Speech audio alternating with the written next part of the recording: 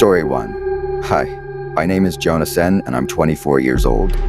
I've never been one to believe in curses or supernatural events. I've always been rational, someone who prefers to look for logical explanations for everything. But the series of incidents that started happening to me at Walmart shook my belief in the ordinary. It was an ordinary Saturday afternoon when I decided to head to Walmart. My list wasn't long, just a few essentials: milk, bread, and some cleaning supplies.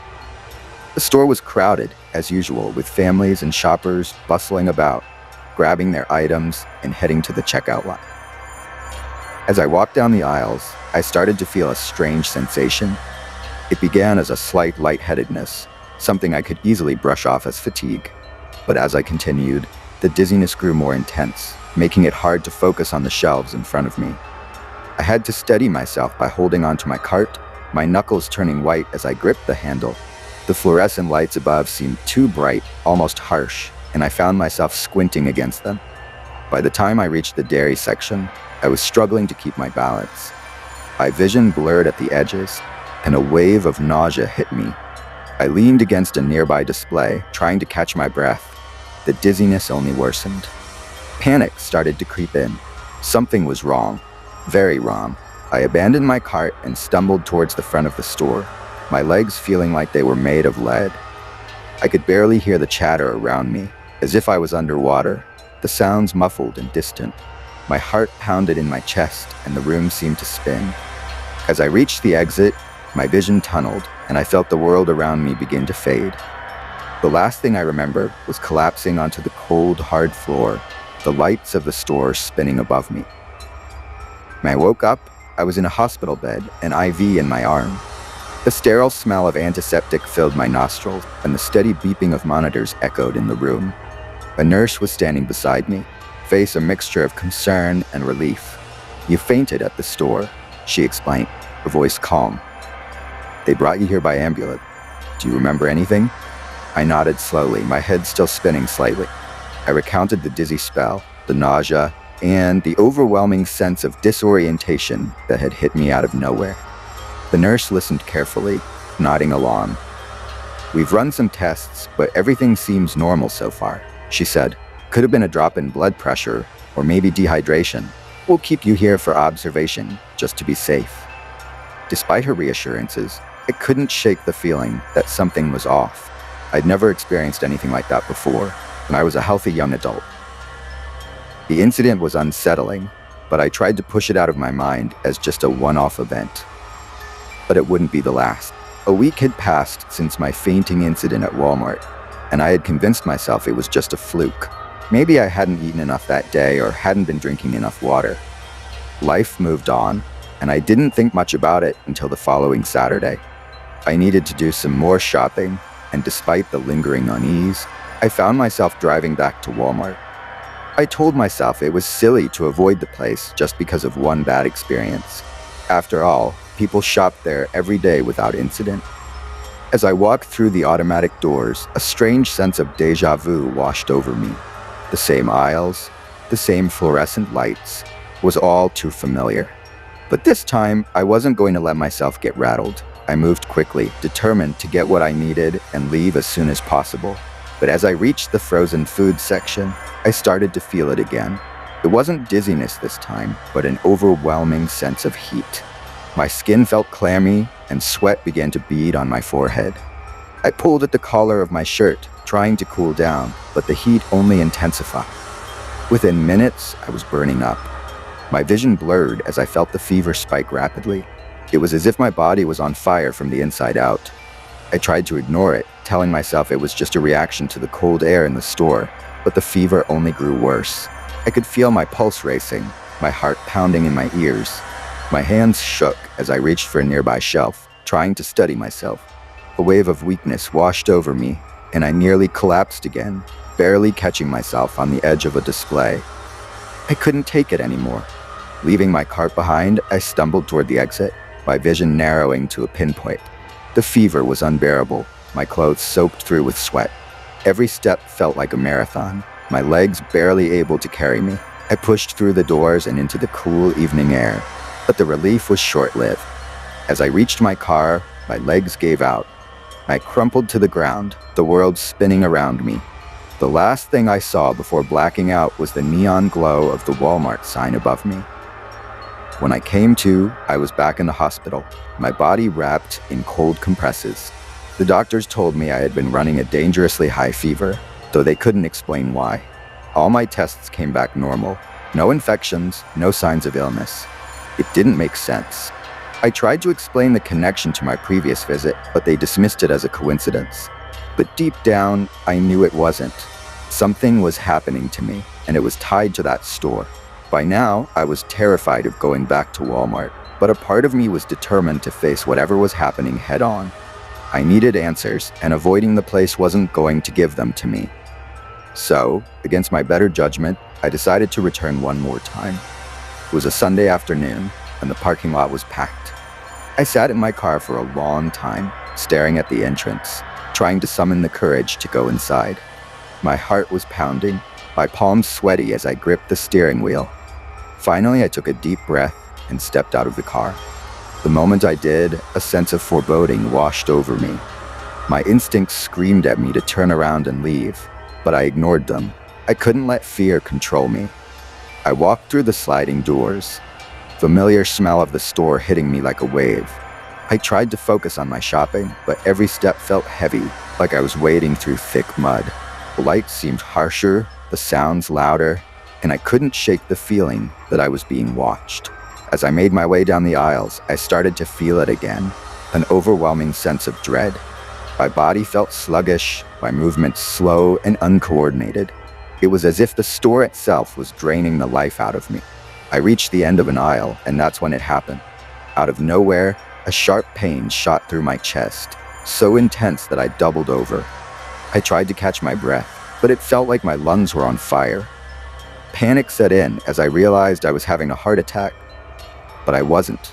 I could feel my heart pounding wildly in my chest, but it wasn't a heart attack. It was something else, something I couldn't explain. Desperately, I tried to make my way to the front of the store, but my legs gave out and I collapsed onto the cold, hard floor. The world around me spun violently, and the pain in my chest intensified. I felt like I was being crushed, like a massive weight was pressing down on me. I could barely see, my vision darkening as I gasped for air. I thought I was going to die right there in the middle of the store. But then, just as quickly as it had come, the pain began to subside. The pressure lifted and I could breathe again. Shaking, I managed to pull myself up and staggered out of the store. I didn't even make it to my car before I collapsed again, this time from sheer exhaustion. I lay there in the parking lot, gasping for breath, my body drenched in sweat. Eventually, I was able to drag myself into my car and drive to the hospital, but the doctors were as baffled as ever. There was no sign of a heart attack, no indication of any medical condition that could explain what had happened. It was as if my body had simply gone into shock for no reason at all. But I knew better. I knew it was the store. Something about that place was affecting me in ways I couldn't understand. I knew I couldn't go back. Not ever again. Story 2. I'm Emily, a 29-year-old veterinary technician. I love animals and have always found comfort in their company. My loyal dog Max, a German Shepherd, is my constant companion. He's been with me through thick and thin, and he's never been the type to get spooked easily. It was a quiet Saturday afternoon when I decided to run some errands. I needed a few things from Walmart, just some cleaning supplies, dog food, and a couple of groceries. Max always comes with me on these quick trips. He enjoys the car ride and waiting in the car while I shop. I parked in my usual spot, close to the entrance, and left the window slightly open for Max. He was calm as usual, lying down in the back seat, watching as I grabbed my purse and headed inside. As soon as I stepped into the store, I felt an odd sense of discomfort, like the air was thicker than usual, almost suffocating. I shrugged it off, blaming it on the sudden shift from the crisp outdoor air to the heated store interior. The fluorescent lights seemed a bit harsher than usual, casting strange shadows in the corners of the aisles. It pushed my cart, trying to ignore the unsettling feeling creeping up my spine. I made my way to the pet aisle to grab Max's food first. The aisle was empty, but I could hear faint whispers as if someone was speaking just out of earshot. I paused, listening closely. but the whispers stopped. I shook my head, telling myself it was just my imagination, and continued shopping.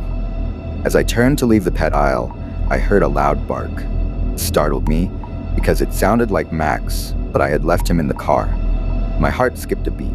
I quickly moved toward the front of the store to check on him. As I walked through the aisles, I noticed something strange. People were staring at me. Their eyes followed my every move, their expressions blank, almost as if they were in a trance. I sped up, my footsteps echoing in the unusually quiet store. When I reached the entrance, I looked outside and saw Max barking furiously, his paws up on the dashboard. His eyes were wide, and his fur was standing on end, something I had never seen him do before. I ran out of the store and opened the car door. Max jumped out, circling me and barking at the store, as if trying to warn me about something. My hands shook as I tried to calm him down, but he wouldn't stop. His barks echoed through the parking lot, a sound filled with fear and urgency. "Max, it's okay, boy," I said, but he wouldn't listen. He kept barking, his eyes locked on the Walmart entrance, growling low in his throat, as if he could sense something I couldn't see. I had never seen him like this before, and his behavior was making my skin crawl. I decided it was best to leave. I didn't care about the groceries anymore. Something about the store felt wrong. As I got into the car, I felt a sudden chill, even though it was a warm day. My breath caught in my throat, and I quickly started the car. Max continued to growl softly, his eyes still focused on the entrance as I pulled out of the parking lot. A feeling of unease followed me home, settling in the pit of my stomach like a heavy stone. A week later, I needed to return to Walmart. I had tried to avoid it, but it was the closest store, and I couldn't keep driving out of my way for basic necessities. This time, I decided to leave Max at home. I didn't want to stress him out again, and honestly, I wasn't sure if I could handle a repeat of last week's incident. As I approached the store, that same sense of unease washed over me, stronger this time, like a warning. I hesitated at the entrance, my hand resting on the cold metal of the shopping cart. The automatic doors slid open, and I took a deep breath before stepping inside. The air felt even thicker than before, and the lights buzzed overhead with an almost deafening hum. The store was eerily quiet, despite it being the middle of the day. I noticed fewer people around, and those who were there seemed to move in slow motion, their faces pale and expressionless. I tried to ignore them, focusing on my shopping list. As I moved through the aisles, I kept hearing faint whispers again, coming from nowhere and everywhere at once. I reached the dog food aisle, and as I grabbed a bag for Max, I heard something that made my blood run cold. A low growl, the same sound Max had made last time, but this time it was coming from directly behind me. I froze, my hands still clutching the bag of dog food, too scared to turn around. The growling grew louder, more menacing, as if whatever it was right behind me, inches away. My heart pounded in my chest, and I could feel sweat trickling down my back. I finally mustered the courage to turn around, but there was nothing there. The aisle was empty, the shelves lined with neatly stacked bags of pet food, but the growling hadn't stopped. It was still there, surrounding me, as if the sound was coming from the walls themselves. I dropped the bag and ran, my footsteps echoing in the silent store. As I reached the end of the aisle, the growling stopped, replaced by those same whispers, now louder, almost chanting. I could hear them in the distance, but the words were still unintelligible, like a foreign language. The lights overhead flickered, casting long, distorted shadows on the floor. Panic set in, and I bolted toward the exit. But the store seemed to stretch out before me, the aisles elongating into an endless maze. The whispers grew louder, turning into distorted voices, overlapping each other in a cacophony of sound that echoed in my ears. I stumbled, feeling lightheaded, and grabbed onto a shelf to steady myself. When I finally made it to the front of the store, I realized that the doors weren't opening. They remained shut, as if the store was refusing to let me leave. I pounded on the glass, screaming for help, but no one responded. The voices were all around me now, whispering, chanting, calling my name. I could feel their breath on the back of my neck, their icy fingers brushing against my skin. Just as I thought I would pass out from fear, the doors suddenly slid open, and I stumbled out into the parking lot. Cold air hit me like a slap in the face, and I gasped, feeling the tension in my chest slowly release. I didn't look back as I ran to my car, my hands shaking as I fumbled with the keys. I drove home in a daze, barely able to focus on the road. I should have listened to my gut and never returned to Walmart. But a part of me was determined to understand what was happening, to find some logical explanation for the terrifying experiences I had. So, 2 weeks later, I went back one last time.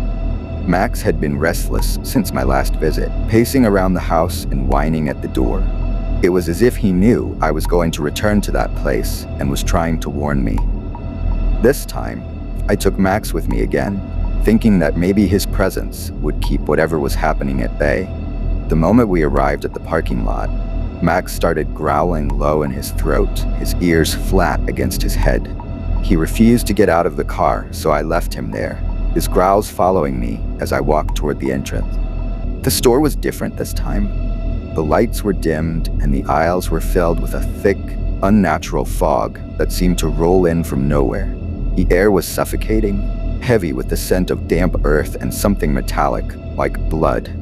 My heart raced, but I pushed forward, determined to find out what was going on. As I moved through the store, I realized that I was completely alone. There were no other customers, no employees, just an overwhelming silence that pressed down on me from all sides. The whispers returned, louder and clearer this time, speaking in a language I couldn't understand. It seemed to be coming from the walls, the floor, even the products on the shelves. I headed toward the pet aisle, drawn by an inexplicable force. Fog thickened as I approached, swirling around my feet and making it hard to see. When I reached the aisle, I saw something that made my blood run cold. In the middle of the aisle stood a figure, a shadowy, indistinct form that seemed to flicker in and out of existence. It was tall and gaunt, with long, bony fingers that reached out toward me. I tried to move to run, but my feet were rooted to the spot. The figure moved closer, its fingers brushing against my skin, leaving a trail of icy cold in their wake. The whispers grew louder, turning into screams that echoed in my ears, drowning out my thoughts.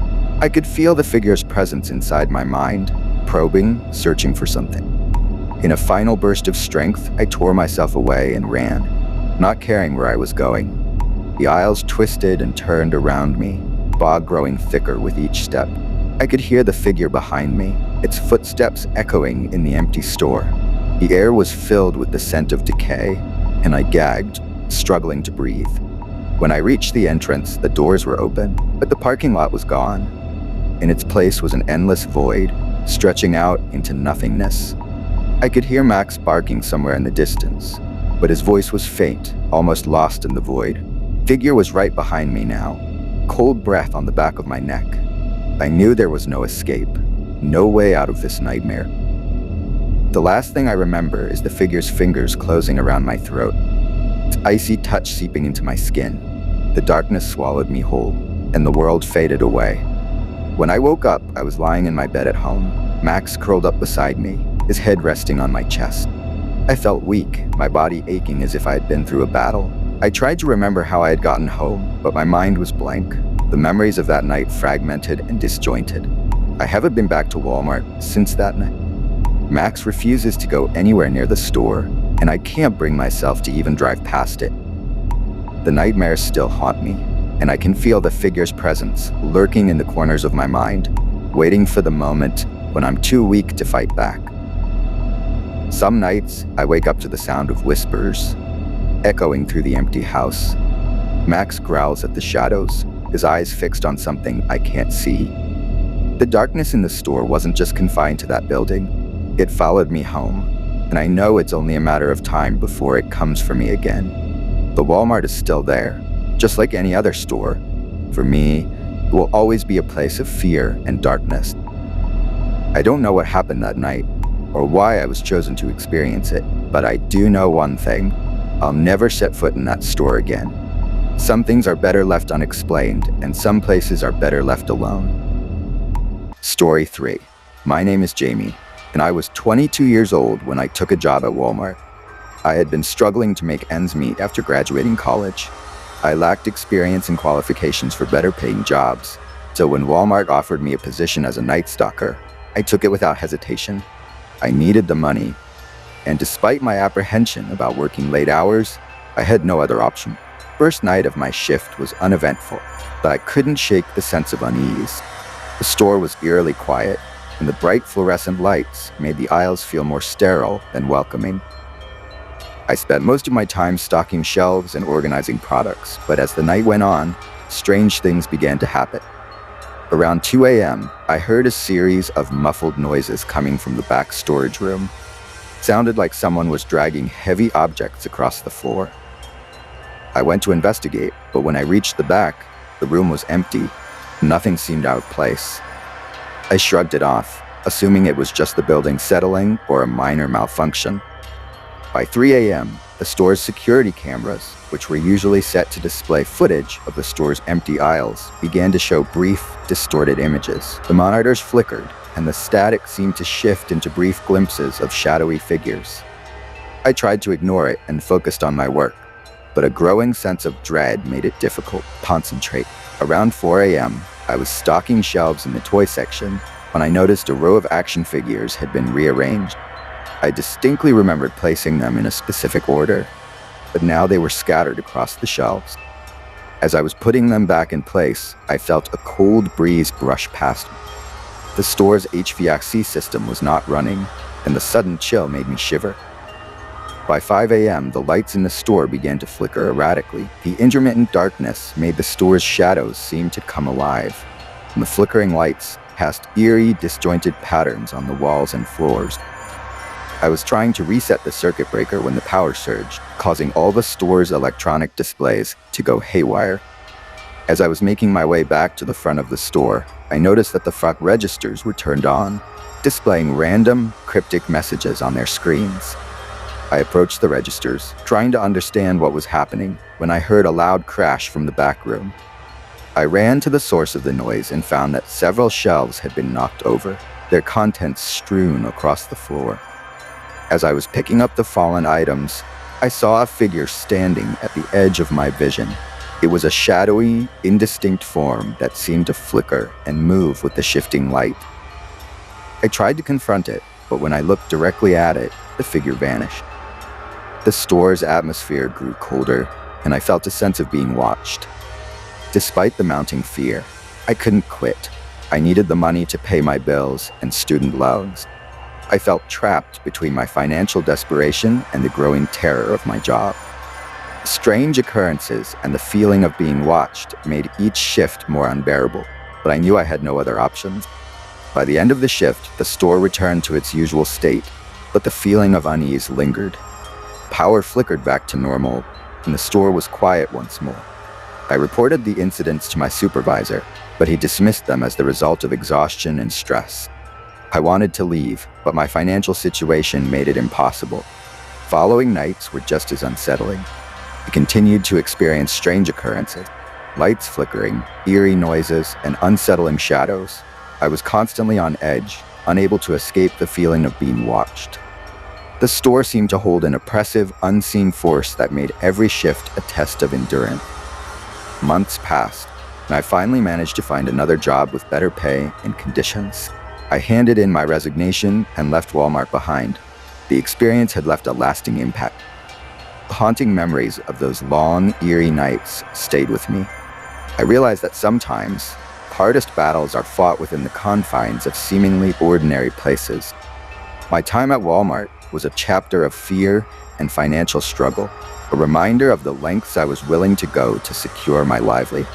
The horror of that job wasn't just about the strange occurrences, but also the psychological toll it took on me. I learned that sometimes the real horror lies not just in the events that unfold, but in the fear of what might happen next.